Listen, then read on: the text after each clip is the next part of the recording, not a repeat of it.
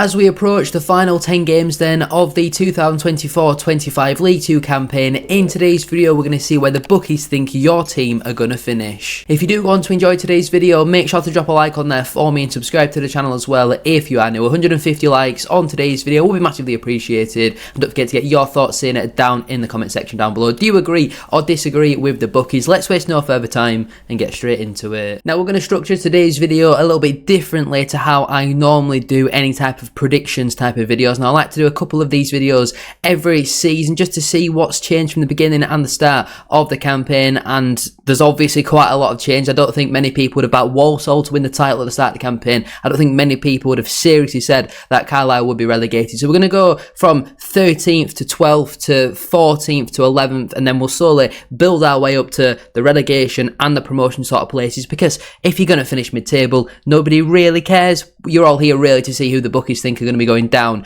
and will be promoted. Starting out firstly then in 13th place, they currently have Fleetwood Town, and I feel like this wouldn't be an awful finish for the Cods. Obviously they have had a managerial change this season. They decided to sack Charlie Adam and brought in Pete Wild. I certainly think they've got a better manager now than what they did previously have. I think they're building for the long term, especially for next season. I think that's where they'll have a real opportunity to make it into the playoffs. Obviously missing Ronan Coughlin at the top end of the pitch recently actually hasn't been that much of a struggle for them, because Ryan Graydon has recently stepped up, but I feel like a 13th place finish for the first season back in League 2, it was always going to be a season of stability. I don't think that's a bad finish for the Cod Army. 12th place they currently have at Salford City, and again I don't feel like this is an awful finish for the expectations of Salford. I feel like every season they want to try and get into the playoffs. I think this is a couple positions below where they are currently in the table, but after their most recent game where they were battered by Chesterfield 4-0 at home, Akiba Doulakan got sent off and he'll miss the next 3 games. I don't really see them pushing for the playoffs between now and the end of the season. Look, some good attacking players. I really like the look of Kelly Namai. I think he's a very good young player for this level, but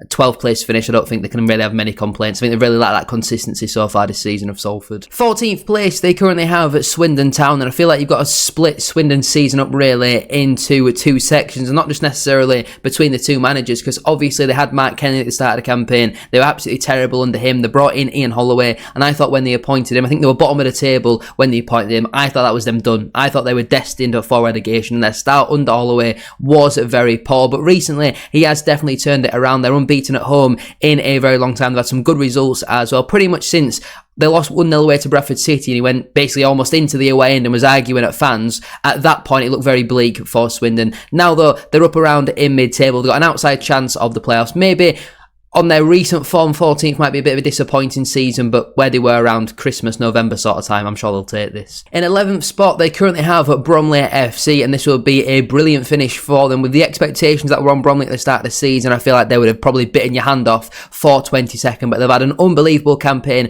Michael Cheek, joint top goal scorer in the entire division. I don't think anyone would have really predicted Bromley to finish in the top half, never mind have a real possibility of making it into the playoffs. They've had a few slip-ups recently against Bradford City and Tranmere, but apart from that, I think they've won 5 of their last 7, beating the likes of Wimbledon in that run as well. So fair play to Andy Woodman for the budget he's probably working with.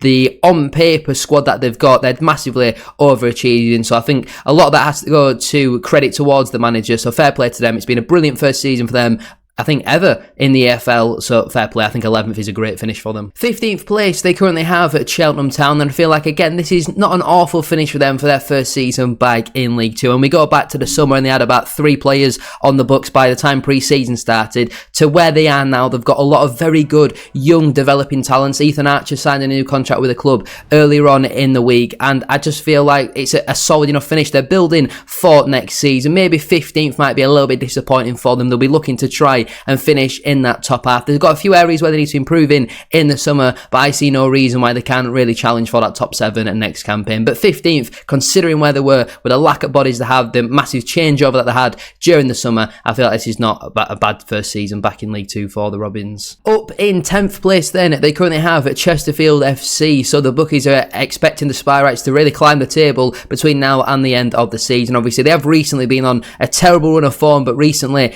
did achieve back-to-back back-to-back wins where they beat Newport County at home and then smashed at Salford City away from home. And I feel that's the thing with Chesterfield. They've always had the players, they've always had the team, but it's just not quite worked for them at times this season. Obviously, losing Dylan Markanda in January was a big, significant blow for them. But again, I feel like for a first season back in the Football League, a 10th place finish would not be the end of the world considering the amount of injuries that they have had. I think going into the summer, they need to maybe change up their recruitment plan strategy, signing a lot of these well into their 30s type of players who are clearly very injury prone, the likes of Paddy Madden, Will Grigg, Kyle McFadden, just to name a few, really has cost them so far this campaign, and I would expect that they're all on pretty big money as well, but 10th place finish I don't think is a bad one whatsoever. In 16th place, they currently have MK Dons. They finally got back to winning ways on Saturday, just about scraping past Morecambe in terms of the scoreline, but I think there's no denying it's been a massively underwhelming season for MK so far this campaign. I think they've got no real chance of making it into the top 7. I think they'll be lucky to get into the top half with how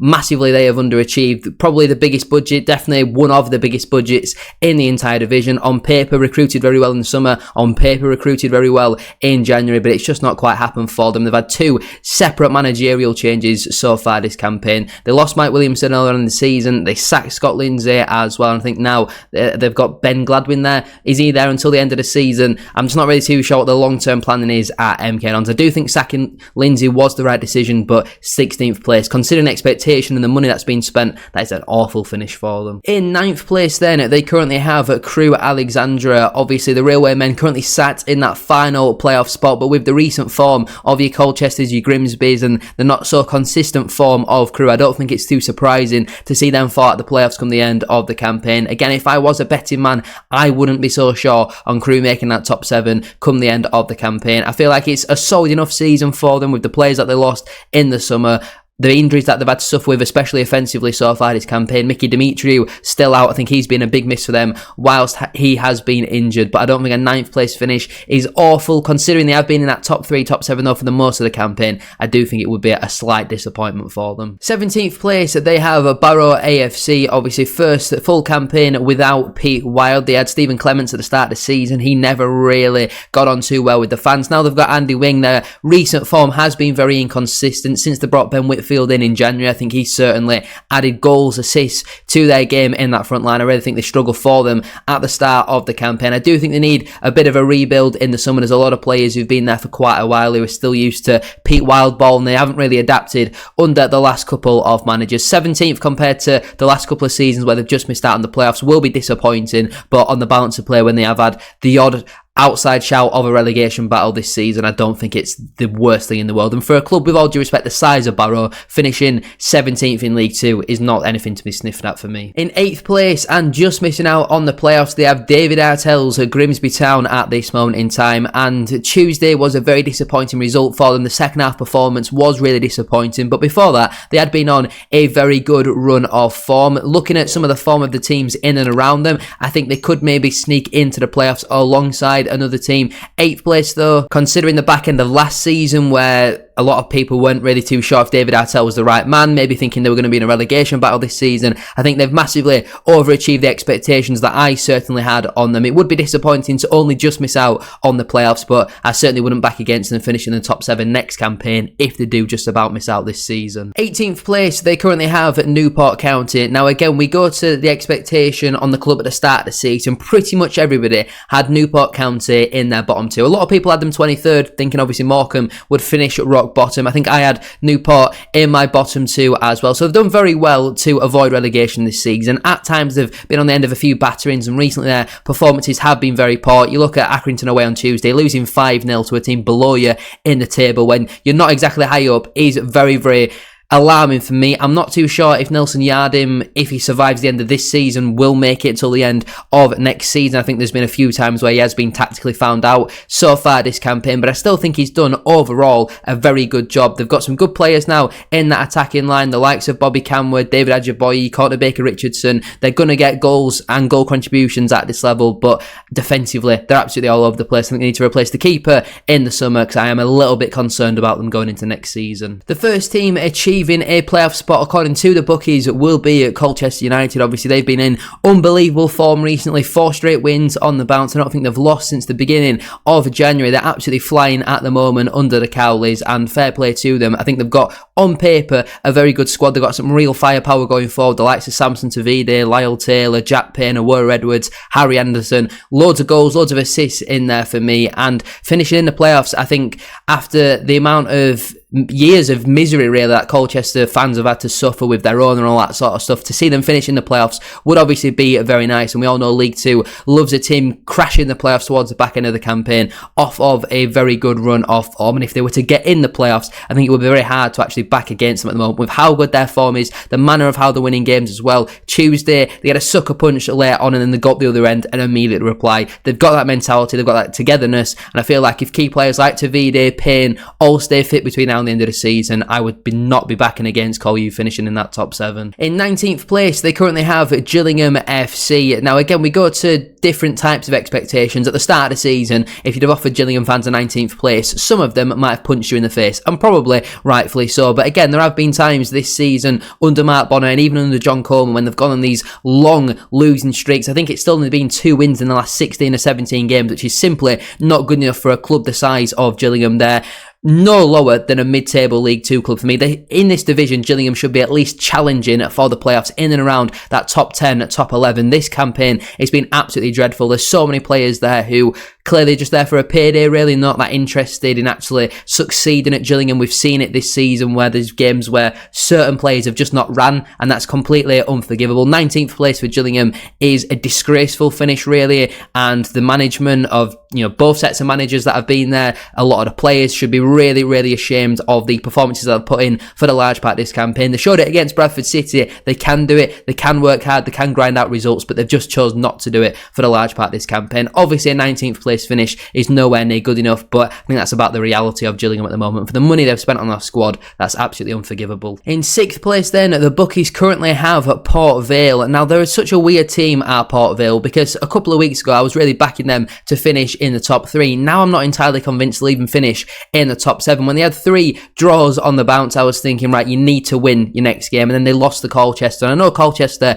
are an informed side, but they're conceding goals. Their defence isn't particularly great. They're not really scoring that many as well, and it really does concern me. Obviously, Tuesday was their first defeat since I think around the middle of January, something like that, but even then they've had far too many draws so far this campaign. And at one point, they were top of the league. They were 4 or 5 points clear of Walsall. Since then, since Walsall took over them, obviously both sides have gone and had very different seasons, but I'm just so unsure with Port Vale. Again, I know they've had the odd injury this campaign, but they're so inconsistent. I don't think Darren Moore's style of play is really exciting the Valiants fans. Would you take 6th place as of right now? Let me know down below. If you haven't already, don't forget to like, comment and subscribe. 150 likes as always would be massively appreciated. In 20th place, they currently have Accrington Stanley, and I don't feel like this would be an awful finish for Accrington. We all know they've got one of the lowest budgets in the entire division, so anytime they're avoiding relegation, I think they've had some real good moments so far this campaign. Sean Whalley has been a real standout for them. They battered Newport 5-0 at home on Tuesday as well, and with these young players that they bring through from non-league, they need nights like that where they're getting goals, getting assists and really building their confidence. They're going to be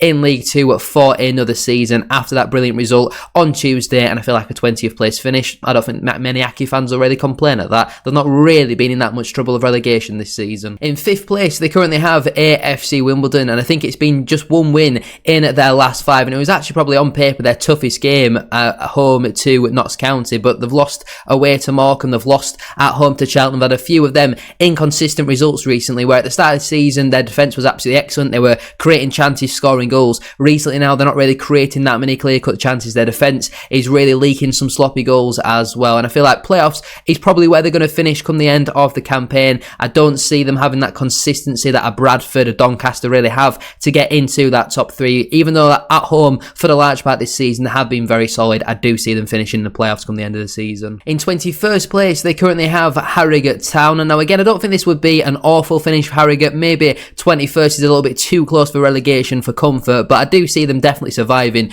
come the end of the campaign. I think they've picked up 10 or 11 points out of their last 5 matches, which is more than good enough form to get you around mid-table. Maybe even like top 10, top 11. Obviously, it has only been their recent form. They have had some really terrible performances and results, but when you're a club like Harrogate and you've got one of the lower budgets in the division, you're working with players who are obviously not technically the best. You need to focus more on hard work. They are at times going to have poor results, but again, I feel like for a club the size of Harrogate, anytime they're avoiding relegation out of the Football League, it is a good season for them. In 4th place, they currently have Notts County, and compared to where they finished last season, I feel like they'll definitely take a playoff spot. After the victory on Tuesday, I'm sure a lot of Notts fans are maybe looking at, David McGoldrick's now back from injury, Jody Jones will be back very soon. We can definitely get into that top 3, and the actual odds between Notts County and the team in 3rd were the exact same, but certain bookies had them a little bit lower down, so that's why I've put Notts County in 4th and not 3rd, but you could certainly make that argument, and I know that obviously with them being level, it's not like it's a difference between finishing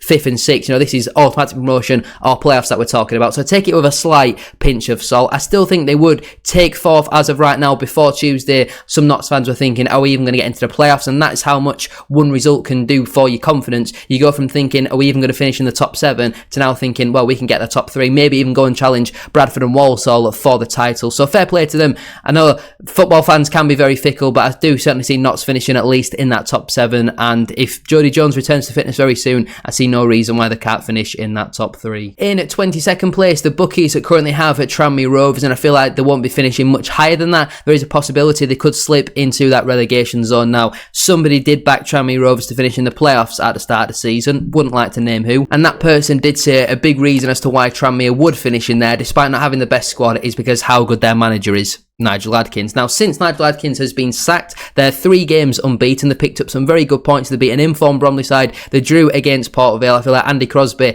has certainly turned things around there, so fair play to him. He's freed players like Josh Hawkes, who were completely frozen out under Nigel Adkins, and I think they're currently 4 points from safety. Then I think there's a 6-point gap between themselves and Accrington in at 21st, so I do see them finishing around 22nd. Could maybe see them slipping into that relegation zone, but wherever they finish come the end of the season, it's still been an awful campaign. They'll just be hoping they can get over the line and finish above that bottom 2. In 3rd place then, they currently have Doncaster Rovers. Now, like I just previously mentioned, the bookies do have the exact same odds for Doncaster as Notts County for the large part. Doncaster just slightly edged with certain different bookmakers, whoever that you really want to bet with. I personally wouldn't advise betting, but I guess I'm doing a video about the bookies, so clearly I can't advise against it that much. Doncaster though, they're currently in the top 3, and I do see them certainly finishing in there come the end of the campaign. They've just got that knack of knowing how to get results, knowing how to win football matches. They've got a very good manager in Grant McCann. They've got one of the best players in the division in Luke Molyneux. They've got a very good centre-back pairing in Olawu and McGrath. I feel like they've got a real good spine to their team. Their overall squad depth isn't amazing. We've seen at times where some of their more fringe players have had to come in and out of the side where they really have struggled. Billy Sharp's one of them players who recently has certainly struggled, but Rob Street has been on fire since signing in January on loan from Lincoln, and I feel like Donny would snap your hand off for a top 3 finish as of right now. On to the 2 relegation spots then. In 23rd place, they currently have Carlisle United. I don't think it really takes much of a genius to work out that it was going to be these 2 teams in the relegation zone. Once I did say Tranmere would finish in 22nd. Whether you finish 23rd or 24th, there's not real much shame or credit that you can get either way. They're both just as bad as each other. Carlisle, they have had one of the worst couple of seasons really in EFL history.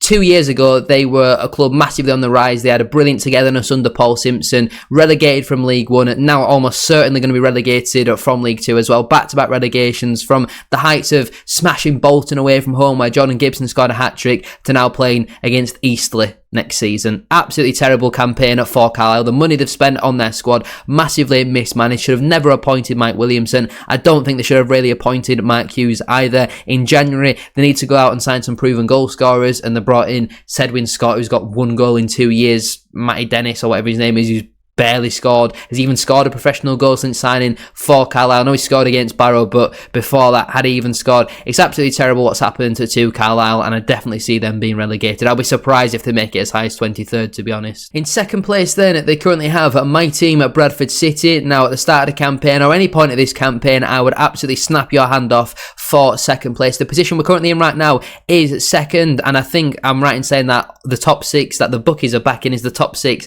as it currently does stand. But a second place finish would obviously be very good for us. It'd be very nice to win a league title, but I don't care however we get out of this division. We could not win another game between now and the end of the season. Scrape 7th on the final day and win the playoffs. I genuinely would not care. I just want to be out of this league. You look at some of the potential away days that I'm getting excited for in League One next season. We could be playing Huddersfield. In my lifetime, I can't remember whenever we've played Huddersfield. I am so looking forward to that. We can get some brilliant away days back. Obviously, we're going to not get Birmingham, but we had them in the EFL Trophy this season. I don't want to focus on it all too much, but the likes of Wrexham, Bolton, Stockport, Mansfield, Blackpool, Barnsley, there's some real good local northern away days. So fingers crossed we can achieve promotion this season. Fair play to David Sharp. Came in towards the back end of last season. Our summer recruitment was good-ish. We did sign a few duds, especially on loan, the likes of Diabate, Sanderson. January, though, I thought we made some real shrewd business. After losing Andy Cook, we've gone on an unbelievable run of form, and some people will say, well, Andy Cook getting injured is a blessing in disguise. If we had Andy Cook, we'd have wrapped up this league title as of right now. We missed Anthony Sarswick for 4 months. We missed Alex Patterson for a few months as well. They're 2 of the best players in the entire division. Second place, though, I would love that. Bottom of the table, and I am actually going to have to scroll down for you to see who they've got there. Obviously, it is Morecambe. Pretty much everybody backed them to be relegated at the start of the season. I thought they would survive. They've still got a possibility